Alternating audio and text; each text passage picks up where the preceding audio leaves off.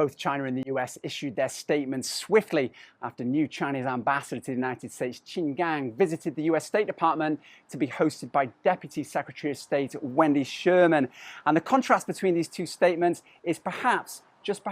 very telling. The Chinese embassy to the United States thanking US colleagues for the support that they'd shown Qin Gang since his arrival here in the United States at the end of last month, then saying that relations between the US and China are at a new crossroads, a statement loaded with ambiguity for many, given that both sides have admitted that the relations between the two are at their lowest point ever after a damaging trade war waged by the previous Trump administration, and now the Biden administration having its own issues with China by reopening inquiries into the origins of COVID-19 in China. And yet that statement also refers to the phone call between China's Xi Jinping and US President Joe Biden during Chinese New Year to promote a spirit of constructive relationships. And yet the US statement was at best perfunctory, perhaps even terse, simply saying that the US remains committed to continuing discussions. We know that following Wendy Sherman's recent visit to China, discussions were described as candid. For diplomats, that's often code for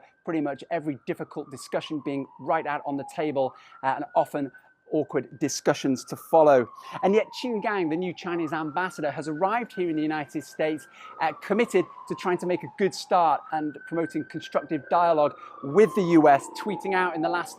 week or so, congratulations to the United States Olympics team for its impressive medal haul at the Tokyo Olympics, and suggesting there are areas for mutual cooperation between these two sides, for example, in stemming the spread of the COVID-19 Delta variant, and also perhaps potential cooperation for both of these countries in trying to mitigate climate change, particularly when it comes to investing in renewable energy and green transport, specifically electric cars. But it's very difficult to know just how much common ground these two sides have